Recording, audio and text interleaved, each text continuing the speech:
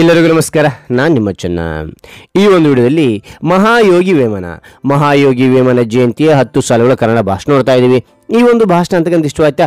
ಪ್ರತಿಯೊಬ್ಬ ಮಹಾಯೋಗಿ ವೇಮನ ಅಭಿಮಾನಿ ಈ ಒಂದು ವಿಡಿಯೋಕ್ಕೆ ಒಂದು ಲೈಕ್ ನೀಡಿ. ಈ ಒಂದು ಲೈಕ್ ಅನೇಕ ವಿಡಿಯೋ ತಲುಪುವ ಮತ್ತು ಹುಮ್ಮಸ್ ಸಿಗುತ್ತೆ. ಇನ್ನೊಬ್ಬರು ಶೇರ್ ಮಾಡಿ, ಇನ್ನೊಬ್ಬರು ಚಾಗ್ ಸಾಧ್ಯ. ಇಂಥ ಅನೇಕ ವಿಡಿಯೋ ಚಾನಲ್ ಸಬ್ಸ್ಕ್ರೈಬ್ ಆಗಿ. ಹಾಗಾದರೆ ಈ ಒಂದು ವಿಡಿಯೋ ನೋಡ್ತಾ ಹೋಗೋಣ ಬನ್ನಿ. ಈ ಒಂದು ಭಾಷಣ ಮಾಡೋ ಸೂಚನೆ ಏನಂತೀರಾ? ಇಲ್ಲಿ 1 ರಿಂದ 10 ಪಾಯಿಂಟ್ ಕಂಡು ಬರ್ತವೆ. ನಿಮ್ಮ ಭಾಷಣದಲ್ಲಿ 1ನೇ ಪಾಯಿಂಟ್, 2ನೇ ಪಾಯಿಂಟ್, 3ನೇ ಪಾಯಿಂಟ್ ಅಂತ ಹೇಳ್ತೋಬೇಡಿ. 1 ರಿಂದ 10 ಪಾಯಿಂಟನ್ನು ಚೆನ್ನಾಗಿ ಕಂಠಸ್ಥ ಹಾಕಿದ ನಂತರ ಏನು ಮಾಡ್ತೀರಾ?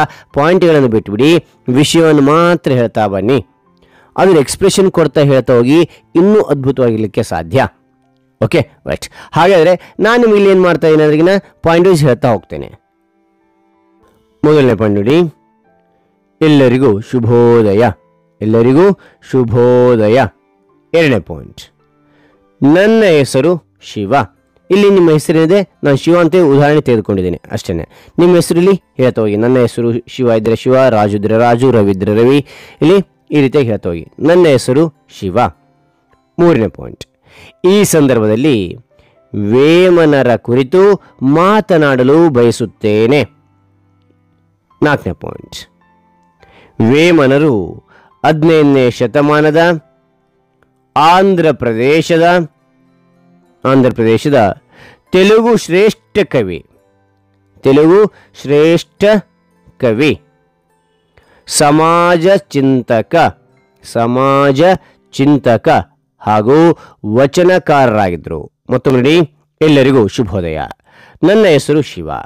ಈ ಸಂದರ್ಭದಲ್ಲಿ ವೇಮನರ ಕುರಿತು ಮಾತನಾಡಲು ಬಯಸುತ್ತೇನೆ. ವೇಮನರು 15ನೇ ಶತಮಾನದ ಆಂಧ್ರ ಪ್ರದೇಶದ ತೆಲುಗು ಶ್ರೇಷ್ಠ ಕವಿ, ಸಮಾಜ ಚಿಂತಕ ಹಾಗೂ ವಚನಕಾರರಾಗಿದ್ದರು. 5ನೇ ಪಾಯಿಂಟ್, ಅವರು 1367 ರಿಂದ 1478 ಸುಮಾರಿನಲ್ಲಿ ವಾಸಿಸುತ್ತಿದ್ದರು ಎಂದು ಇತಿಹಾಸಕಾರರು ಹೇಳುತ್ತಾರೆ. ಮತ್ತು ನೋಡಿ, ಅವರು 1367 ರಿಂದ 1478 ಸುಮಾರಿನಲ್ಲಿ ವಾಸಿಸುತ್ತಿದ್ದರು ಎಂದು ಇತಿಹಾಸಕಾರರು ಹೇಳುತ್ತಾರೆ. 6ನೇ ಪಾಯಿಂಟ್, ಅವರ ತಂದೆ ಕುಮಾರಗಿರಿರೆಡ್ಡಿ,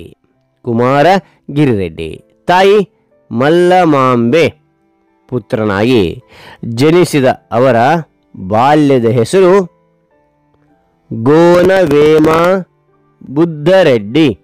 ಮತ್ತು ನೋಡಿ, ಅವರ ತಂದೆ ಕುಮಾರಗಿರಿರೆಡ್ಡಿ, ತಾಯಿ ಮಲ್ಲಮಾಂಬೆ ಪುತ್ರನಾಗಿ ಜನಿಸಿದ ಅವರ ಬಾಲ್ಯದ ಹೆಸರು ಗೋನವೇಮನ ಬುದ್ಧಾರೆಡ್ಡಿ.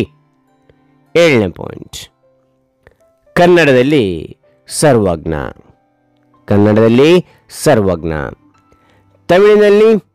ತಮಿಳಿನಲ್ಲಿ ತಿರುವಳ್ಳವರ್.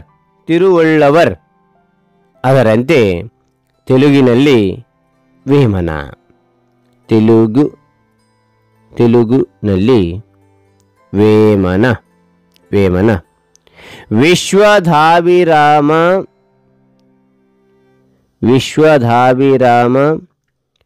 ವಿನುರವೇಮ.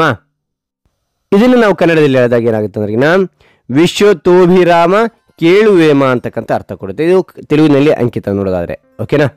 ವಿಶ್ವಧಾಭಿರಾಮ ವಿನುರವೇಮ ಅಂತಕ್ಕಂಥದ್ದು ಅಂಕಿತದೊಂದಿಗೆ ವೇಮನ ಶತಕಲು ಎಂದು ರಚಿಸಿದ್ದಾರೆ.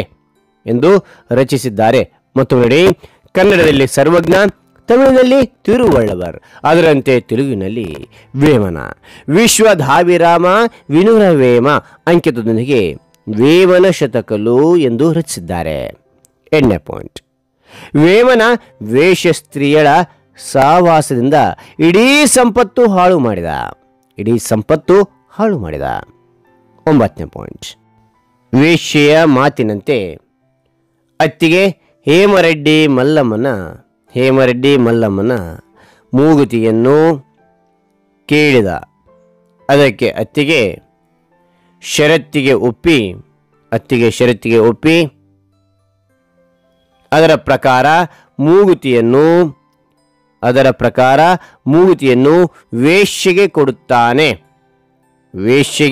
ಕೊಡುತ್ತಾನೆ. ಆಗ ವೈರಾಗ್ಯ ಹೊಂದಿದ ವೇಮನ ಎನ್ನಲಾಗುತ್ತದೆ. ವೇಶ್ಯೆಯ ಮಾತಿನಂತೆ ಅತ್ತಿಗೆ ಹೇಮರೆಡ್ಡಿ ಮಲ್ಲಮ್ಮನ ಮೂಗುತಿಯನ್ನು ಕೇಳಿದ. ಅದಕ್ಕೆ ಅತ್ತಿಗೆ ಷರತ್ತಿಗೆ ಒಪ್ಪಿದ. ಅದರ ಪ್ರಕಾರ ಮೂಗುತಿಯನ್ನು ವೇಶ್ಯೆಗೆ ಕೊಡುತ್ತಾನೆ. ಆಗ ವೈರಾಗ್ಯ ಹೊಂದಿದ ವೇಮನ ಎನ್ನಲಾಗುತ್ತದೆ. 10ನೇ ಪಾಯಿಂಟ್. ಅವರು ಅನಂತಪುರ ಜಿಲ್ಲೆಯ ಕದಿರು ತಾಲೂಕಿನ ಕಟಾರುಪಲ್ಲಿಯಲ್ಲಿ ಐಕ್ಯರಾದರು ಎಂದು ಹೇಳಲಾಗುತ್ತದೆ ಎಂದು ತಿಳಿಸುತ್ತಾ ನನ್ನ ಈ ಭಾಷಣವನ್ನು ಮುಗಿಸುತ್ತೇನೆ. ವೇಮನರಿಗೆ ಜಯವಾಗಲಿ. ನಮಸ್ಕಾರ.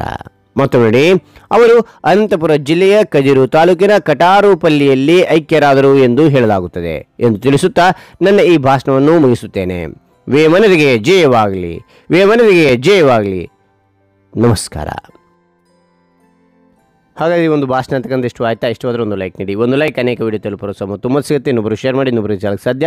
ಇಂಥ ಅನೇಕ ವಿಡಿಯೋಗಳ ಚಾನಲ್ ಸಬ್ಸ್ಕ್ರೈಬ್ ಆಗಿ. ಮತ್ತೊಂದು ಹೊಸ ವಿಡಿಯೋದಿಂದ ಬಿಟ್ಟಾಗೋಣ.